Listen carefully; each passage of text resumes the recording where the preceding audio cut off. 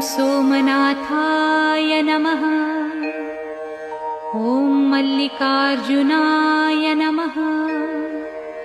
ॐ महाकालेश्वराय नमः। ॐ ओंकारेश्वराय नमः। ॐ वैद्यनाथाय नमः। ॐ भीमशंकराय नमः। ॐ रामेश्वराय नमः। ॐ नागेश्वराय नमः।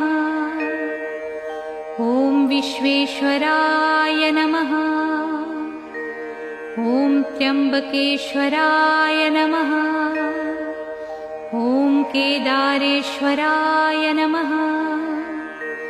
ॐ भुस्मेश्वराय नमः।